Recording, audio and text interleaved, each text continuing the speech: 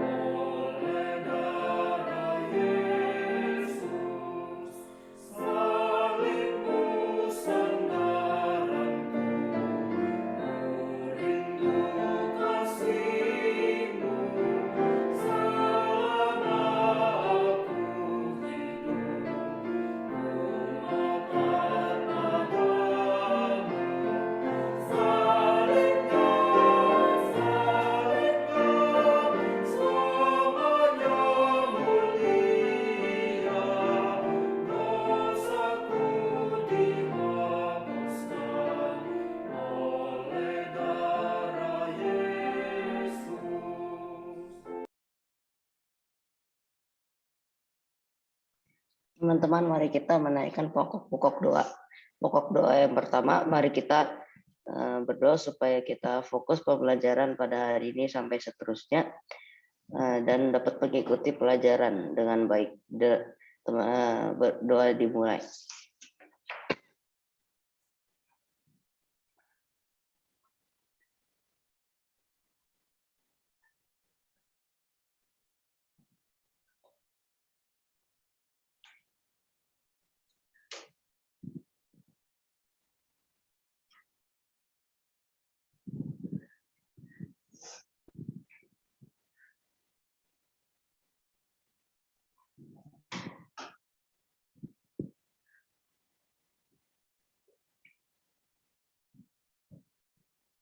Berdoa selesai. Untuk pokok doa yang kedua kita berdoa agar pemerintah bisa sigap dalam menanggapi COVID ini dan supaya COVID ini cepat selesai dan kita bisa kembali PTM kembali.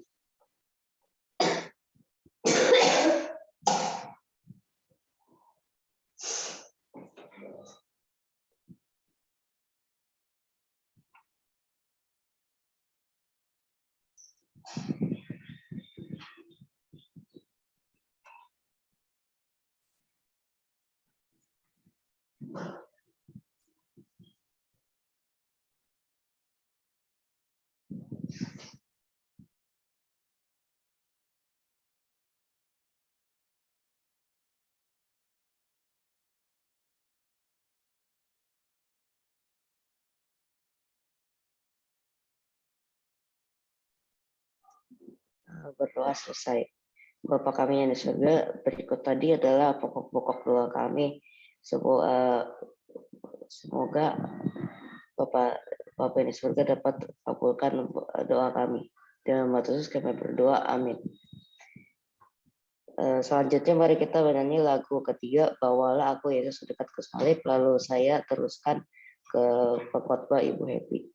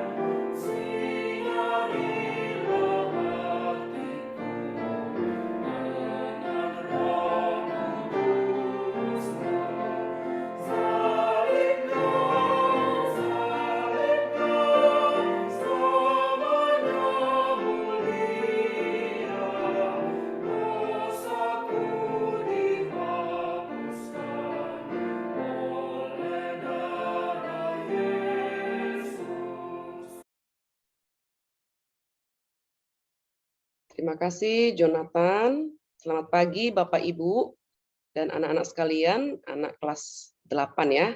Mari kita berdoa bersama-sama sebelum kita masuk ke dalam pemberitaan firman Tuhan. Bapak di surga, kami berterima kasih sekali lagi Engkau beranugerah kepada kami.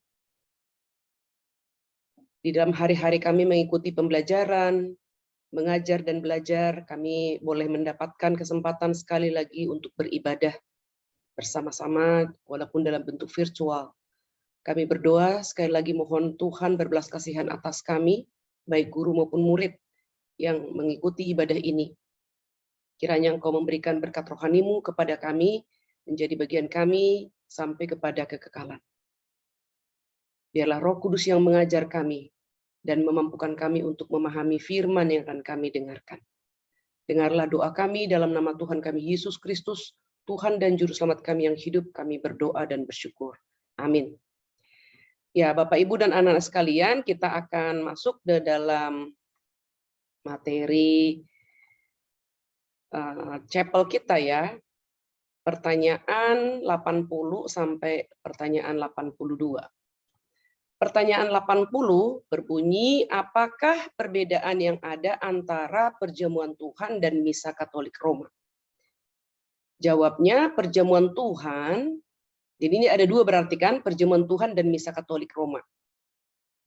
Perjamuan Tuhan memberikan kesaksian kepada kita bahwa kita mendapatkan pengampunan yang sepenuhnya bagi semua dosa kita oleh satu-satunya pengorbanan Yesus Kristus yang telah Ia sendiri genapi satu kali untuk selamanya di atas kayu salib, dan bahwa oleh Roh Kudus kita telah dicangkokkan ke dalam Kristus yang menurut natur manusianya sekarang tidak berada di bumi tetapi di dalam surga di sebelah kanan Allah Bapanya, dan menghendaki agar kita menyembahnya di sana. Tetapi Misa Katolik mengajarkan bahwa orang yang hidup dan yang mati tidak mendapatkan pengampunan bagi dosa-dosa melalui penderitaan Kristus, kecuali Kristus tetap ditawarkan setiap hari kepada mereka oleh para imam, dan bahwa Kristus hadir secara jasmania di dalam bentuk roti dan anggur, dan oleh karena itu harus disembah di dalam roti dan anggur itu. Dan dengan demikian, pada dasarnya misa tidak lain adalah penyangkalan terhadap pengorbanan dan kesengsaraan Yesus Kristus yang satu-satunya dan sebuah penyembahan berhala yang terkutuk. Nah, Bapak, Ibu, dan anak-anak sekalian, pertanyaan 80 ini sebenarnya tidak ada di dalam katekismus, tetapi ini ditambahkan di kemudian, ya.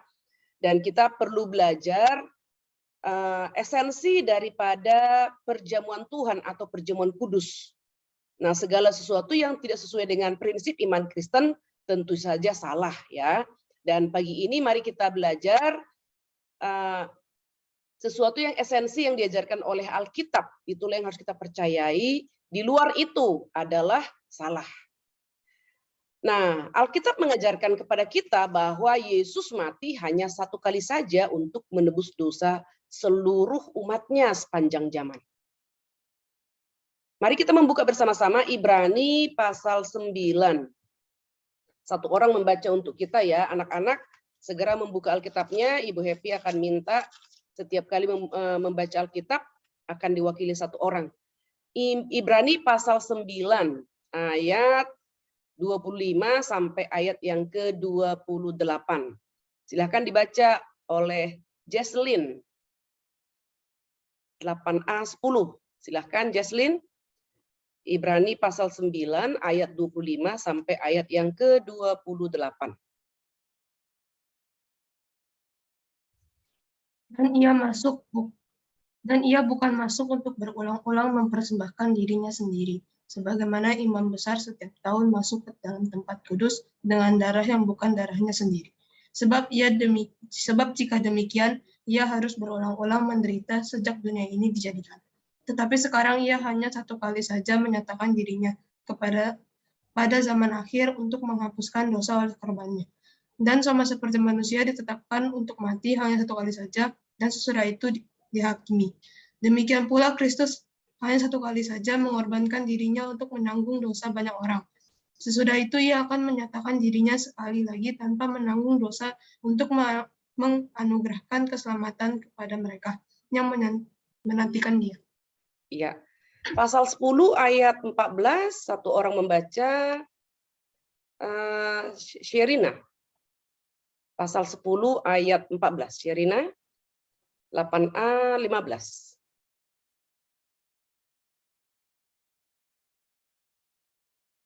Silakan.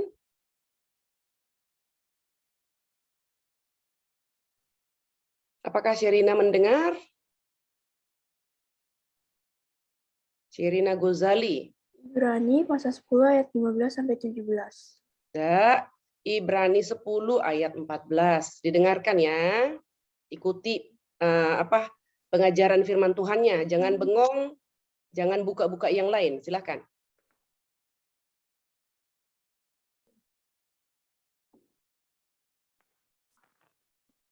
Ibrani 10 ayat 14. Tadi temanmu sudah membuka pasal 9, harusnya tinggal membuka lagi.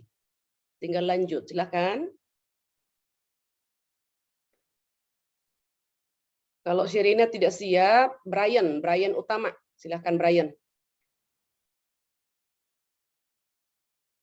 Sebab oleh Brian juga tidak siap. Ini anak kelas 8 ya. Kamu ibadah setiap hari Rabu setiap minggu, tetap tidak ada kesediaan membuka Alkitab. Calvin Kairos, silakan. Ibrani ayat 10 sampai ini kan, Mbak? Ibrani pasal 10 ayat 14. Tetap juga tidak siap. Sebab oleh satu korban sajalah ia telah menyempurnakan untuk selama-lamanya mereka yang ia kuduskan. Iya. Tadi ya anak-anak yang Ibu Happy panggil tidak siap, harap kamu belajar. Baik dalam pembelajaran maupun dalam ibadah, semua tools ya, elemen-elemen yang harus kamu siapkan, kamu siapkan. Biasakan siapkan Alkitab dalam chapel, dalam pelajaran agama.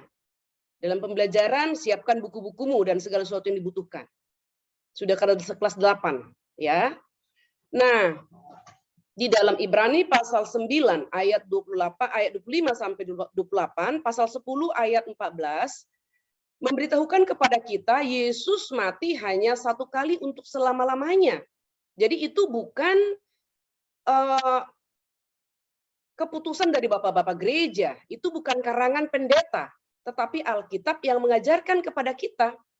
Nah, jadi ini sangat penting sekali karena Roma Katolik ketika mereka mengadakan misa, selalu saja mereka menganggap roti dan anggur itu berubah menjadi tubuh dan darah Kristus.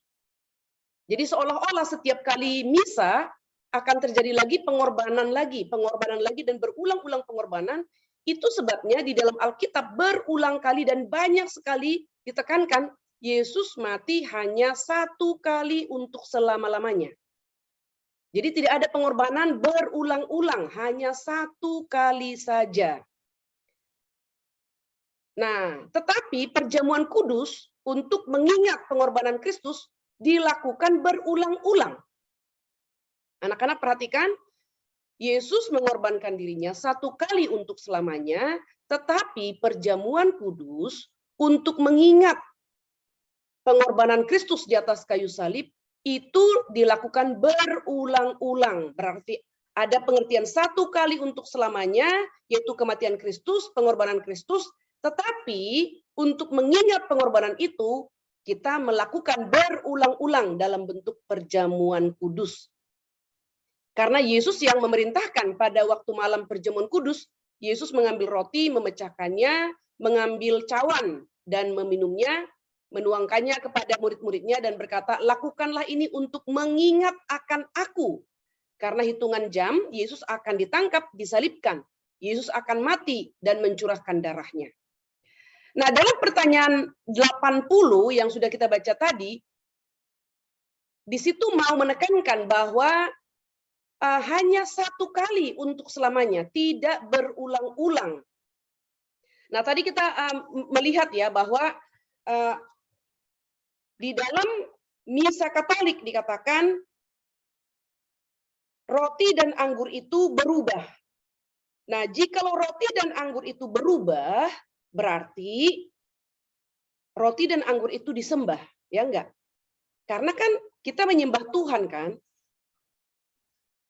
Nah, anak-anak ikuti ya pelan-pelan ya. Kalau roti dan anggur itu berubah menjadi tubuh dan darah Kristus, berarti kita menyembah Tuhan di dalam roti dan anggur itu ketika kita mengikuti misa. Nah, Yesus tidak dikorbankan berkali-kali, hanya satu kali, dan ketika roti dan anggur kita terima dalam perjamuan kudus, kita menerimanya dengan iman bahwa Yesus hadir secara rohani menyertai kita dalam perjamuan kudus tersebut. Bukan roti dan anggur itu yang berubah. Ya. Kita membuka 1 Korintus 11. 1 Korintus 11 ayat 26. Ayat 1 Korintus 11 Elnatan 8A07. Silakan dibaca 1 Korintus 11 ayat yang ke-26. Ayat yang ke-26, silakan. Elnatan. Sebab setiap kali kamu makan roti dan minum cawan ini, roti ini dan minum cawan ini, kamu memberitakan kematian Tuhan sampai Ia datang. Iya, jadi ketika kita mengikuti perjamuan kudus, di situ kita memberitakan kematian Tuhan sampai Ia datang kembali. Nah, jadi perjamuan kudus itu pertama mengenang kematian Kristus, yang kedua, melalui perjamuan kudus itu kita memberitakan kematian Yesus sampai Ia datang. Berarti setiap kali perjamuan kudus dilakukan, kita mengenang dan memberitakan sampai Yesus datang. Setelah Yesus datang, berarti tidak akan ada lagi nanti perjamuan kudus di dalam kekekalan, ya enggak? Karena perjamuan kudus ini hanya diadakan sampai Dia datang kembali. Untuk mengingat akan pengorbanannya satu kali untuk selamanya bagi seluruh umat pilihan, bagi semua orang yang percaya kepadanya dari sepanjang zaman. Nah, waktu perjamuan kudus kita menyembah Yesus yang ada di surga, bukan yang ada di dalam roti dan anggur. Perjamuan kudus itu adalah makanan rohani kita dan kita bisa melakukannya berulang-ulang sama seperti kita makan setiap hari, betul nggak? Karena makanan rohani di dalam sakramen ini menjadi satu tanda yang memberitahukan sesuatu yang tidak kelihatan. Ya, sesuatu yang jasmani, roti dan anggur jasmani kan, tetapi itu adalah lambang sesuatu yang tidak kelihatan bersifat spiritual. Minggu lalu mungkin kalian sudah belajar ya, sesuatu tanda. Sakramen perjamuan kudus, sakramen baptisan, itu adalah tanda. Seperti kita berjalan di dalam jalan raya ya. Di jalan raya ada rambu-rambu lalu lintas. Nah, rambu-rambu lalu lintas ini menjadi satu tanda di depan sesuatu yang belum kita lihat. Ada yang diwakilkan daripada rambu-rambu itu.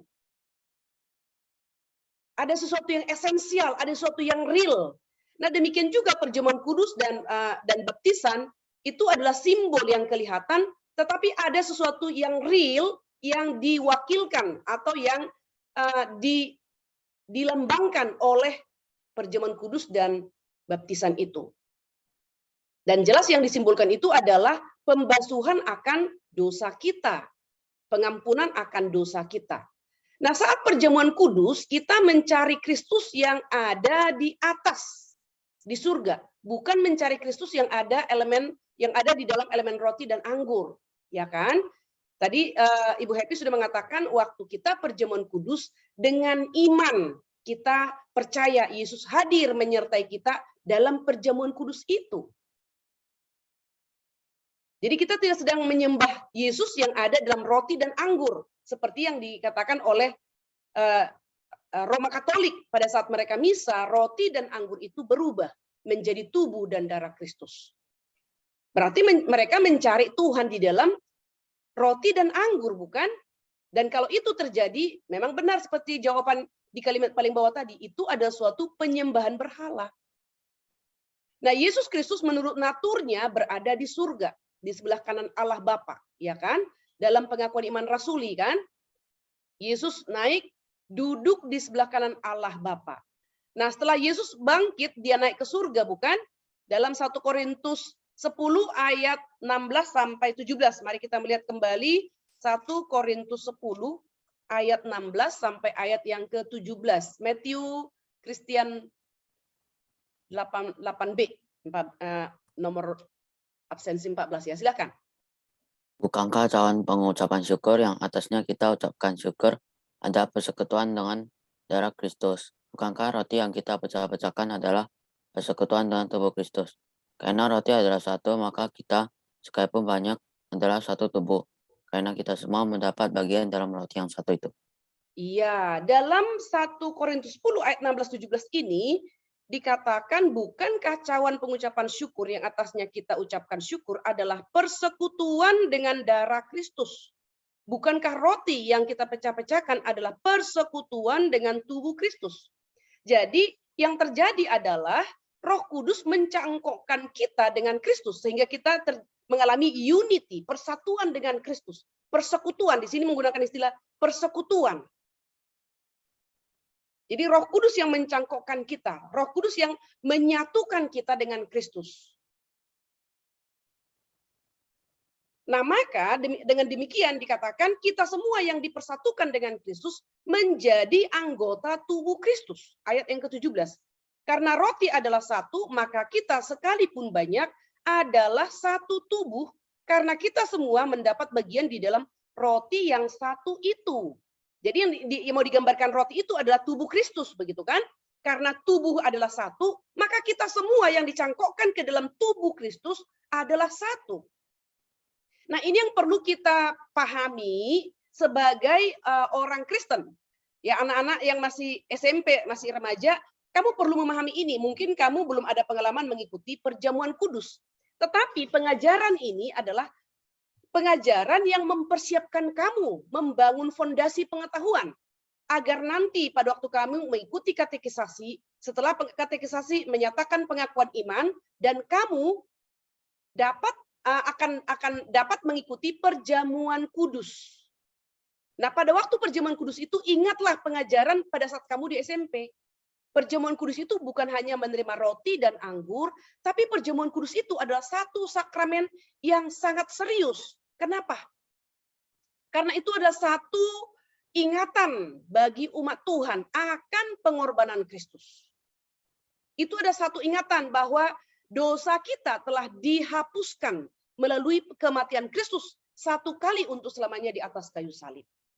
Melalui perjamuan kudus itu kita dicangkokkan ke dalam tubuh Kristus, ke dalam roti yang satu itu. Sehingga kita semua yang menerima perjamuan kudus.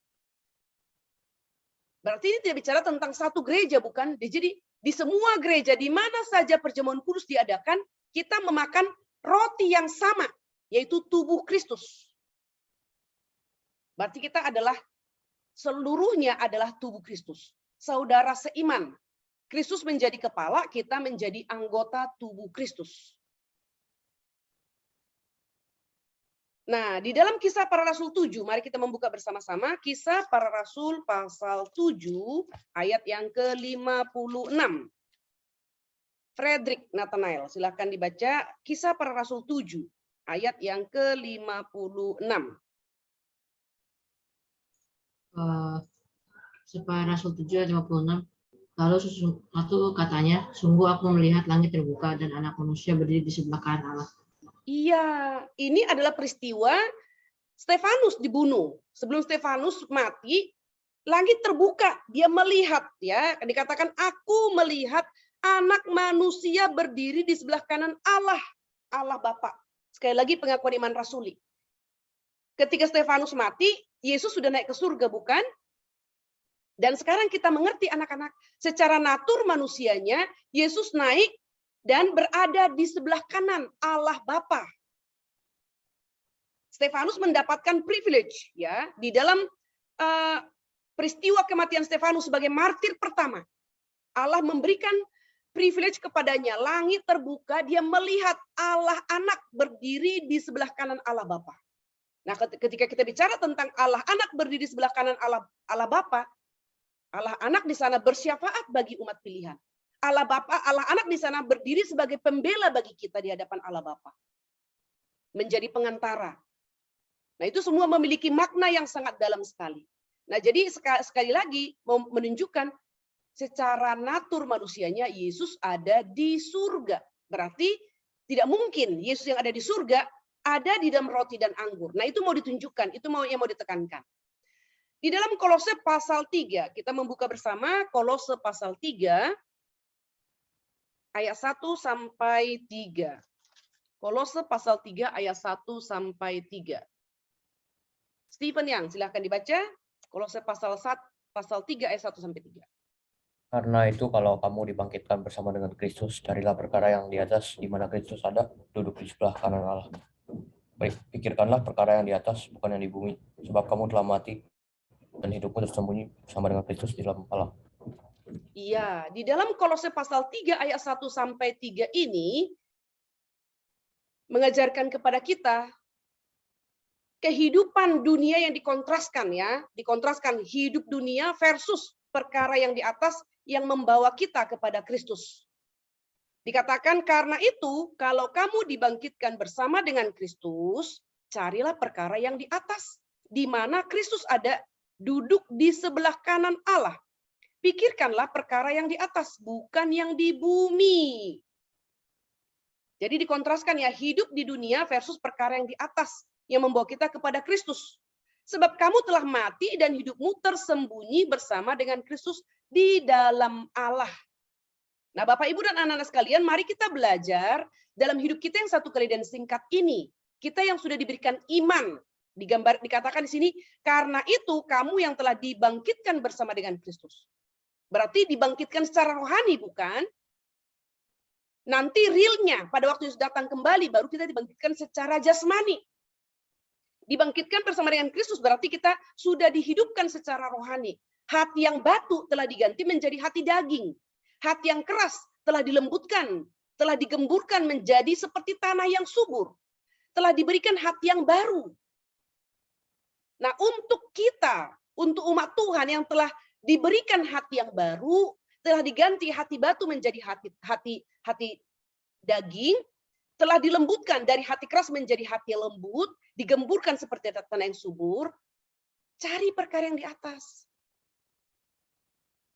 Jangan lagi kita sibuk dengan perkara dalam dunia ini, dikatakan ya.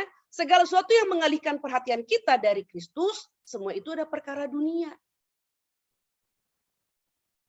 Kita ini sekolah Calvin ya didirikan dengan berteologi reform, dan anak-anak tentu harus mengerti akan hal ini bersama dengan Bapak Ibu guru kita semua. Di dalam teologi reform diajarkan bahwa hidup kita yang satu kali dan singkat ini adalah hidup yang berpusat pada Allah. Bukan berpusat pada diri. Berpusat pada Allah berarti hidup kita adalah hidup yang mempermuliakan Allah. Sementara kita menjadi seorang murid, kita menjadi murid yang berpusat pada Allah. Murid yang berpusat pada Allah berarti murid yang mempermuliakan Allah dalam proses belajar mengajar. Demikian juga guru ya, guru yang berpusat pada Allah. Guru yang mempersiapkan materi pembelajarannya dengan mutu kualitas dalam rangka mempermuliakan Allah. Yang mengajar anak-anak dengan penuh tanggung jawab, dengan dedikasi dalam rangka mempermuliakan Allah. Jadi semuanya kegiatan kita adalah kegiatan yang mempermuliakan Allah, berpusat pada Allah. Kita tidak memikirkan perkara dunia ini. Tetapi sementara kita ada dalam dunia ini, seluruh aktivitas kita lakukan dengan satu pemahaman, kita melakukannya untuk kemuliaan Allah dan di dalamnya kita menikmati Allah. Nah, kita akan masuk ke pertanyaan 81. Untuk siapa perjamuan Tuhan ditetapkan? Jawabnya, untuk mereka yang benar-benar tidak senang terhadap diri mereka karena dosa-dosa mereka, tetapi mempercayai bahwa dosa-dosa mereka diampuni karena Kristus dan bahwa kelemahan mereka yang masih tersisa oleh kesengsaraan dan kematiannya, yang juga merindukan agar iman mereka semakin dikuatkan dan hidup mereka semakin diperbaiki. Bapak, Ibu, dan anak perhatikan, tetapi orang-orang yang munafik dan yang tidak berpaling kepada Allah dengan hati yang tulus akan memakan dan meminum penghukuman bagi diri mereka sendiri. Nah, jadi dari jawaban ini kita melihat, Bapak, Ibu, dan anak-anak sekalian, untuk siapa perjamuan Tuhan ditetapkan? Dari jawaban ini kita sudah langsung tahu. Untuk mereka yang bertobat. Perjamuan kudus tidak diberikan kepada mereka yang tidak bertobat, yang digunakan istilah di sini orang munafik yang tidak berpaling kepada Allah. Berpaling itu berarti bertobat itu kan berbalik 180 derajat. Tidak berpaling kepada Allah dengan hati yang tulus. Mereka ketika mengikuti perjamuan kudus, perjamuan Tuhan itu, mereka akan makan dan minum penghukuman bagi diri mereka sendiri. Mari kita membuka bersama-sama Mazmur 139. Mazmur 139. Ayat 23 sampai ayat yang ke-24. Renaldo Pang, silahkan dibaca. Mazmur 139. Sebentar, Bu, lagi buka, Bu. Ya, Mazmur 139 ayat 23-24. Selidikilah aku, ya Allah, dan kenalah hatiku, ujilah aku dan kenalah pikiran-pikiranku. Lihatlah apakah jalanku serong dan tuntunlah aku di jalan yang kekal. Iya, jadi Bapak, Ibu, dan anak-anak sekalian, ketika kita ikut perjamuan kudus, kita harus memiliki hati seperti yang dikatakan pemazmur ini. Selidikilah aku, ya Allah, dan kenallah hatiku. Ujilah aku dan kenallah pikiran-pikiranku. Lihatlah apakah jalanku serong dan tuntunlah aku di jalan yang kekal. Karena tadi yang dikatakan ya, kepada siapakah perjamuan kudus ini ditujukan? Kepada mereka yang bertobat. Maka ketika kita mau mengikuti perjamuan kudus, Bapak, Ibu, dan anak sekalian, khususnya anak remaja ya yang mungkin mengikut ibadah umum, sebelum kita mengikuti perjamuan kudus pasti ada pengumuman. Ada yang 2 minggu sebelumnya, ada yang 1 minggu sebelumnya. Dengan tujuan seluruh jemaat mempersiapkan diri masuk ke dalam meja perjamuan Tuhan. Supaya kita mengakui dosa kita terlebih dahulu kepada Tuhan, menyucikan, menguduskan kita, melayakkan kita masuk ke dalam meja perjamuan. Nah, di sini dimaksudkan adalah jika seseorang tidak mengenal Kristus, yang ada di dalam gereja dan ikut perjamuan kudus, maka itu tidak akan bermanfaat sama sekali bagi orang tersebut. Sekalipun dia ikut perjamuan kudus setiap hari, kalau dia tidak mengenal Kristus yang ada di dalam gereja dan ikut perjamuan kudus, itu tidak memberi manfaat kepadanya. Ya, perjamuan kudus bukan suatu jimat, ya, tetapi hanya bermanfaat bagi orang-orang Kristen yang datang kepadanya dengan sikap hati yang benar.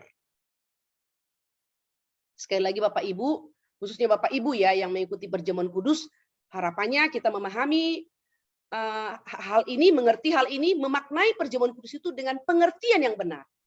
Nanti untuk anak-anak yang akan mengikuti katekisasi terlebih dahulu, naik CD baru kamu ikut perjamuan kudus, ingatlah akan hal ini. Ketika kita mau mengikuti perjamuan kudus, mari kita meminta Tuhan menyelidiki hati kita. Supaya kita tidak masuk ikut perjamuan kudus itu dengan masih ada dosa. Yang dikatakan tadi istilah orang-orang munafik yang tidak berbalik kepada Allah, yang tidak mengakui dosa dan bertobat kepada Allah. Nah, orang Kristen harus datang ke meja Tuhan dengan perasaan membenci dosanya. Kita datang dengan sedih karena dosa-dosa kita lah yang menjadi alasan Kristus menderita begitu hebat. Kita harus datang dengan perasaan tertekan karena kita tahu bahwa kita masih berdosa, meskipun kita tahu bagaimana hal itu membuat sedih Tuhan kita. Ya, jadi di dalam perjamuan kudus kita memohon agar Yesus menyelidiki hati kita, menunjukkan kepada kita dosa-dosa kita, sehingga kita dapat bertobat dari dosa-dosa kita. Maka ketika kita masuk ke dalam perjamuan kudus, sekali lagi kita mau bersyukur atas tubuh dan darah Kristus yang dipecahkan untuk pengampunan dosa kita. Berikutnya kita membuka Efesus pasal yang keempat. Efesus pasal yang keempat, ayat 40. Efesus pasal 4, ayat 30 ya, mulai ayat 30.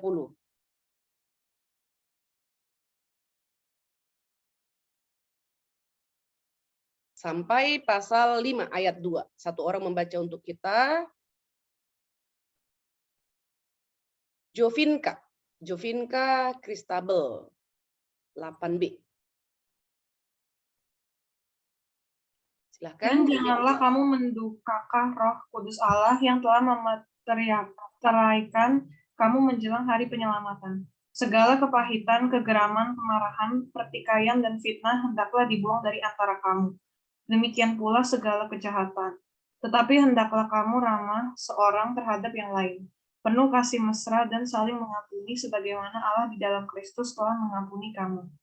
Sebab itu jadilah penurut Allah seperti anak-anak yang kekasih, dan hiduplah di dalam kasih. Sebagaimana Kristus Yesus juga telah mengasihi kamu dan telah menyerahkan dirinya untuk kita sebagai persembahan dan korban yang harum bagi Allah.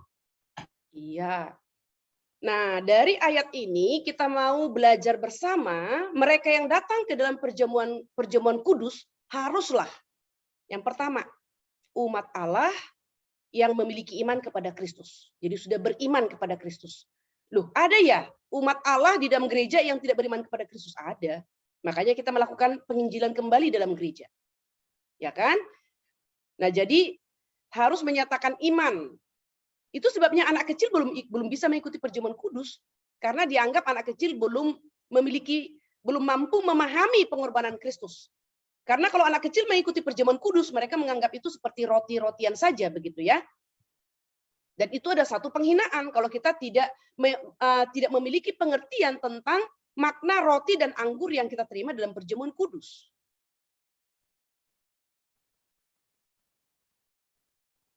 Berikutnya adalah orang-orang yang membenci dosa-dosanya sendiri.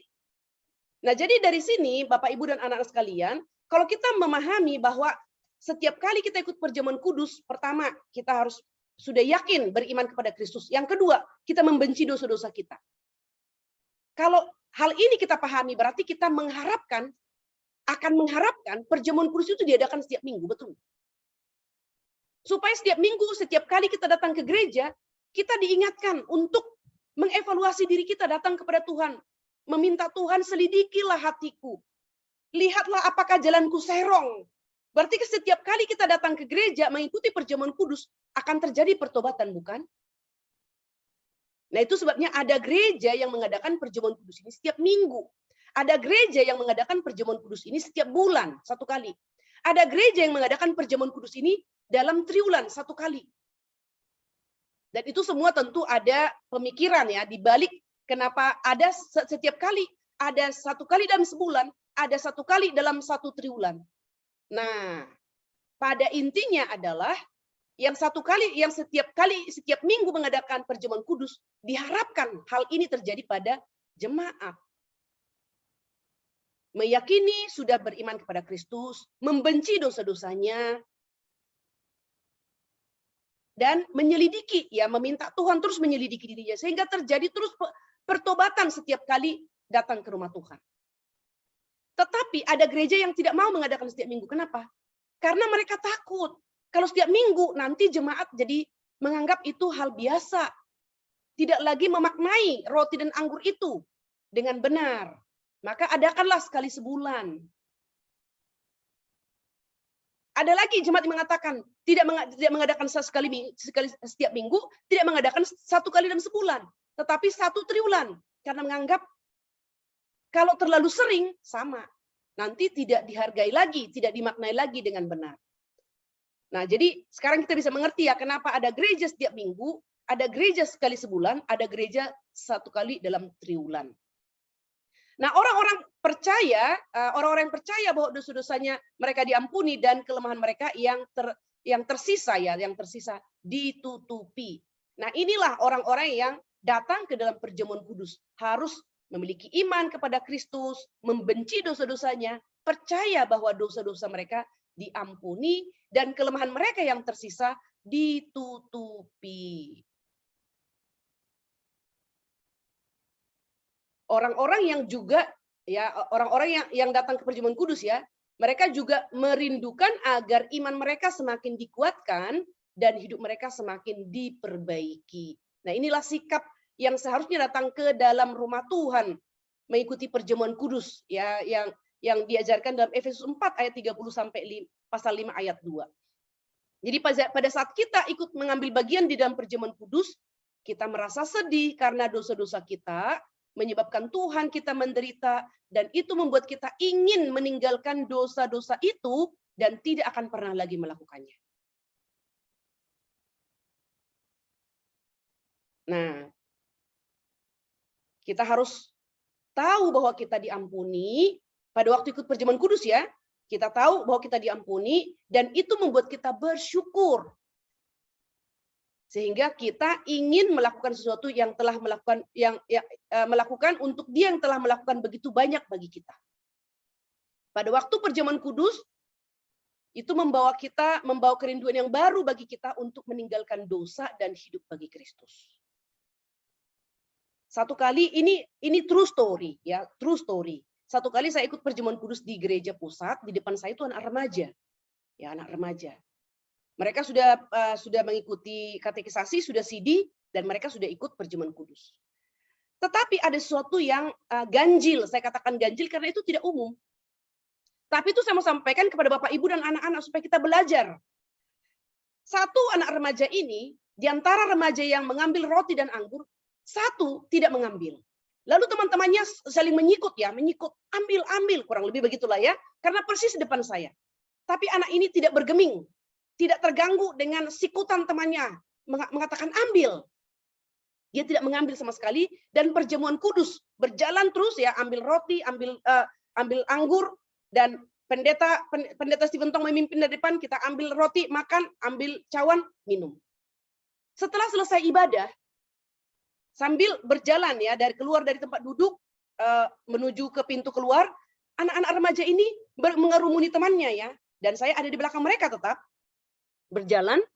Mereka mengatakan, kenapa kamu tidak ambil roti dan anggur? Kenapa ya? Semua mengerumuni dia, semua mempertanyakan. Kenapa? Kita kan sudah CD, kita sudah bisa ikut sudah ikut katekisasi, sudah CD, sudah bisa ikut perjamuan kudus. anak remaja laki-laki ini dengan tenang mengatakan, aku ada dosa yang belum selesaikan di hadapan Tuhan. Itu keren banget. Bapak, Ibu, anak-anak saya katakan, itu remaja yang keren. Berarti dia mengerti apa artinya mengambil roti dan anggur pada saat perjamuan kudus. Ada dosa yang belum aku selesaikan di hadapan Tuhan. Baru satu kali itu saya menyaksikan anak remaja memiliki pengertian yang benar akan perjamuan kudus, dan ketika dia hadir di gereja, dia melewatkan roti dan anggur itu. Kenapa? Karena dia tahu, kalau dia belum menyelesaikan dosa di hadapan Tuhan, dia ambil roti, dia ambil anggur, dia makan dan minum, dia memakan murka Allah. Hukuman Allah atas dosanya. Pertanyaan 82. Apakah orang yang menurut pengakuan dan hidup mereka menunjukkan diri mereka sebagai orang-orang yang tidak percaya dan tidak saleh juga harus diterima untuk perjamuan ini? Sekali lagi ya, Bapak Ibu anak-anak perhatikan. Apakah orang-orang yang menurut pengakuan dan hidup mereka menunjukkan diri mereka sebagai orang-orang yang tidak percaya dan tidak saleh juga harus diterima untuk perjamuan ini? Jawabnya tidak. Karena dengan cara seperti ini, kovenan Allah akan dinajiskan dan murka Allah akan dikobarkan terhadap seluruh sidang jemaat. Oleh karena itu, gereja Kristen berkewajiban sesuai ketetapan Kristus dan para rasulnya untuk mengucilkan. Mengucilkan ini bicara tentang disiplin gereja. Untuk mengucilkan orang-orang seperti itu dengan kunci-kunci kerajaan surga sampai mereka menunjukkan perbaikan di dalam hidup mereka. Nah, jadi sederhananya jawaban ini adalah perjamuan kudus tidak diberikan kepada orang yang tidak bertobat. Karena apa? Mereka akan menajiskan. Ya, kovenan Allah akan dinajiskan, murka Allah akan dikobarkan. Bukan hanya kepada orang itu sendiri, tetapi kepada sidang jemaat. Kalau gereja tidak menjalankan disiplin gereja terhadap umat yang tidak bertobat, maka dikatakan murka Allah dikobarkan kepada seluruh sidang jemaat.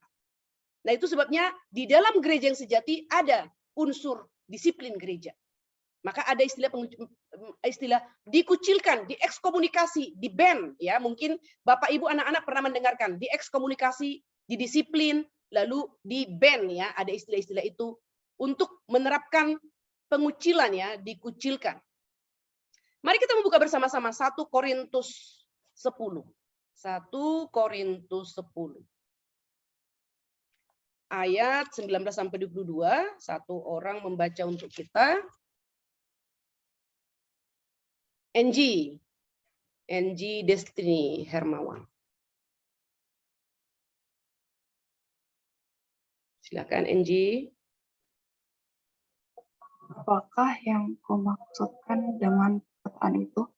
Bahwa persembahan berhala adalah sesuatu, atau bahwa berhala adalah sesuatu? Bukan.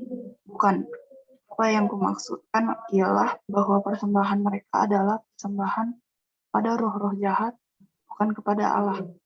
Dan aku tidak mau bahwa kamu bersekutu dengan roh-roh jahat. Kamu tidak dapat minum dari cawan Tuhan dan juga dari cawan roh-roh jahat. Kamu tidak dapat mendapat bagian dalam perjamuan Tuhan dan juga dalam perjamuan roh-roh jahat. Atau maukah kita membangkitkan cemburu Tuhan? Apakah kita lebih kuat daripada Dia? Iya. Dari 1 Korintus 10 ayat 19 sampai 22 ini, Paulus mau menegur jemaat di Korintus karena mengambil perjamuan kudus sementara masih berpegang pada dosa-dosa mereka. Di sini berarti orang yang sinkritis, ya, percaya kepada Tuhan tapi masih percaya kepada dukun misalnya. Masih belum yakin, ya, imannya. Dikatakan di sini, apakah yang kumaksudkan dengan perkataan itu? Bahwa persembahan berhala adalah sesuatu, atau bahwa berhala adalah sesuatu? Bukan. Pak, apa yang kumaksudkan ialah bahwa persembahan mereka adalah persembahan kepada roh-roh jahat, bukan kepada Allah. Dan aku tidak mau bahwa kamu bersekutu dengan roh-roh jahat. Kamu tidak dapat minum dari cawan Tuhan dan juga dari cawan roh-roh jahat sekaligus. Kamu tidak dapat mendapat bagian dalam perjamuan Tuhan dan juga dalam perjamuan roh-roh jahat. Atau maukah kita membangkitkan cemburu Tuhan? Atau kita lebih kuat daripada Dia? Nah, jadi memang sangat penting sekali yang mengikuti perjamuan kudus ini memiliki iman yang sejati kepada Kristus. Tidak lagi mencampuri kepercayaan itu dengan kepercayaan lain. Nah, disiplin gereja ya. Orang-orang yang masih melakukan hal seperti ini harusnya mendapatkan disiplin gereja. Ya, kalau mereka adalah umat Tuhan tapi masih pergi ke dukun, harusnya mereka mendapatkan disiplin gereja. Ya, jadi hamba Tuhan atau majelis, diaken, diakones ya, memperingatkan setiap orang Kristen yang memilih untuk terus berdosa maupun orang yang tidak percaya agar tidak mengambil roti dan anggur. Nah, itu sebabnya sebelum perjamuan kudus biasanya diperingatkan dulu siapa yang sudah mempersiapkan hati. Yang sudah siap, terimalah roti dan anggur. Yang tidak siap, jangan menerima roti dan anggur. Nah, jadi kita perlu berdoa ya Bapak Ibu, anak-anak sekalian, berdoa untuk gereja-gereja Tuhan untuk mengerti akan hal ini sehingga lebih berhati-hati dalam melaksanakan perjamuan kudus. Jangan sampai membangkitkan murka Allah sementara kita melaksanakan perjamuan kudus, tetapi sekaligus kita membangkitkan murka Allah karena kita tidak menjalankan disiplin gereja, tidak memperingatkan orang-orang yang sedang berdosa dan mereka tidak berbalik bertobat kembali kepada Tuhan.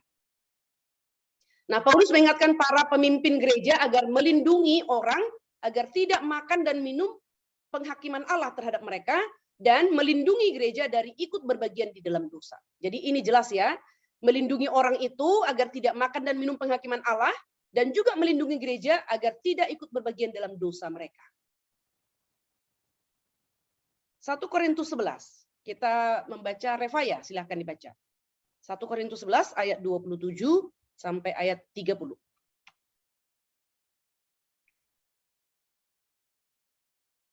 Silahkan Revaya.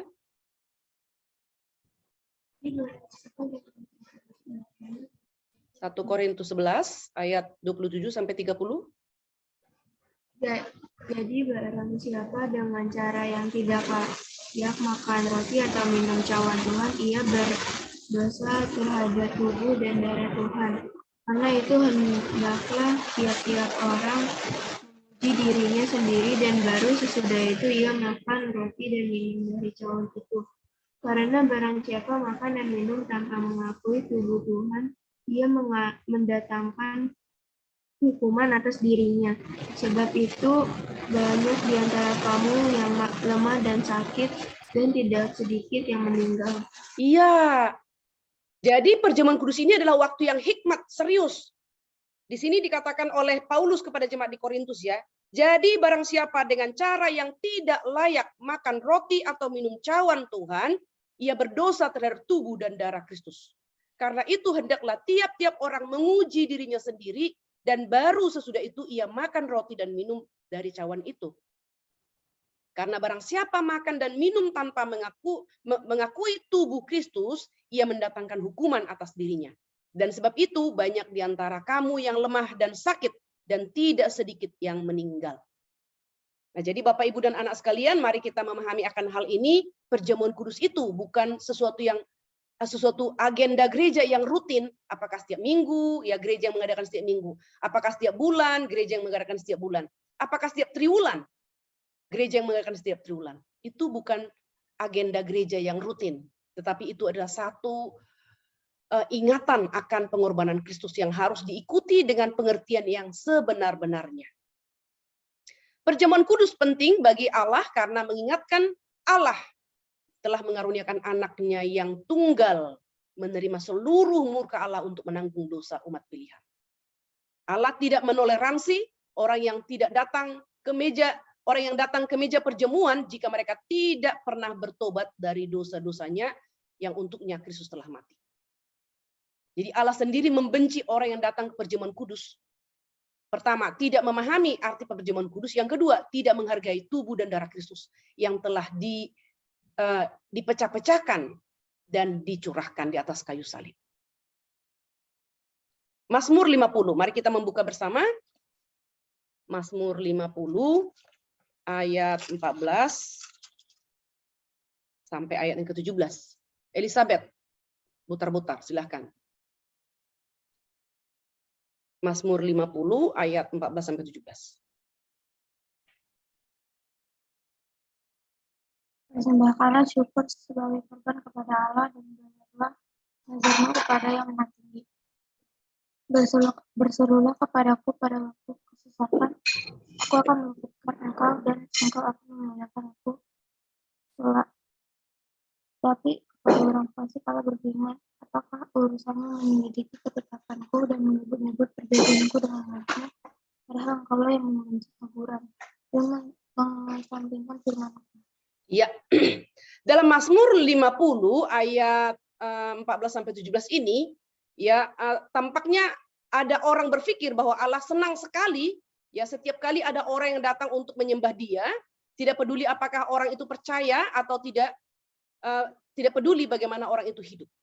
Perhatikan anak-anak ya, dalam ayat yang ke-14-17 ini dikatakan, persembahkanlah syukur sebagai korban kepada Allah dan bayarlah nazarmu kepada yang maha tinggi. Berserulah kepadaku waktu kesesakan, aku akan meluputkan engkau dan engkau akan memuliakan aku. Tetapi kepada orang fasik Allah berfirman, apakah urusanmu menyelidiki ketetapanku dan menyebut-nyebut perjanjianku dengan mulutmu? Padahal engkaulah yang membenci teguran dan mengesampingkan firman-Ku. Jadi Allah tidak menerima dengan senang hati orang-orang berdosa yang datang kepadanya, tetapi masih berpegang pada dosa mereka. Ya, jadi ayat yang ke-16 itu ya. Apakah urusanmu menyelidiki ketetapanku dan menyebut-nyebut perjanjianku dengan mulutmu? Padahal engkaulah yang membenci teguran dan mengesampingkan firman-Ku. Sekali lagi, jangan kita berpikir bahwa Allah senang setiap kali ada orang datang untuk menyembah Dia. Tidak peduli apakah orang itu percaya dan tidak peduli bagaimana orang itu hidup. Tetapi Allah tidak menerima dengan senang hati orang-orang berdosa yang datang kepadanya tetapi masih berpegang pada dosa mereka. Kita tidak perlu membuat diri kita benar dan baik sebelum kita datang kepada Allah, karena bagaimanapun kita tidak dapat melakukannya, bukan? Kita tidak dapat memperbaiki diri kita, ya. Tetapi kita harus mengakui dosa kita dan menyesalinya. Itulah yang harus kita lakukan. Sekali lagi ya, kita tidak perlu membuat diri kita benar dan baik sebelum kita datang kepada Allah. Sebelum kita ikut dalam perjamuan kudus. Karena kita tidak dapat melakukannya sendiri. Tetapi yang harus kita lakukan adalah mengakui dosa kita dan menyesalinya. Kita harus bertobat dan meninggalkan dosa kita dan meminta agar Allah menolong kita. Inilah umat yang akan Allah terima di meja Tuhan dengan senang hati. Amin. Mari kita berdoa bersama-sama. Bapak di surga, kami bersyukur berterima kasih hari ini kami boleh belajar tentang perjamuan kudus. Biarlah kiranya Engkau menolong kami Tuhan, baik guru maupun murid, guru yang sudah mengikuti perjamuan kudus, anak-anak yang mungkin belum dan akan mengikuti perjamuan kudus setelah mereka ikut katekisasi, CD. Biarlah pemahaman, pengertian hari ini, bahkan beberapa minggu ini yang membahas tentang sakramen perjamuan kudus dan sakramen baptisan. Kami boleh mengikuti semuanya itu dengan pengertian yang benar dan memaknainya senantiasa ketika kami mengikuti perjamuan kudus, memaknainya dengan benar. Sehingga kami tidak makan roti, minum anggur, dan mendatangkan murka Allah atas dosa-dosa kami. Melainkan kami datang dengan iman, kami datang dengan percaya bahwa Allah mengampuni dosa-dosa kami. Kami datang dengan penuh ucapan syukur atas pengorbanan Kristus satu kali untuk selamanya yang menghapuskan segala dosa-dosa kami. Terpujilah Engkau ya Tuhan, Allah kami yang merancangkan sedemikian bagaimana kami boleh mengikuti perjamuan kudus dan mengingat akan pengorbanan Kristus terus-menerus sampai kepada Kristus datang kembali. Dan juga memberitakannya kepada orang lain, kepada dunia. Dalam nama Tuhan kami, Yesus Kristus, Tuhan dan Juru Selamat kami yang hidup, kami berdoa dan bersyukur. Amin. Saya kembalikan kepada pemimpin pujian.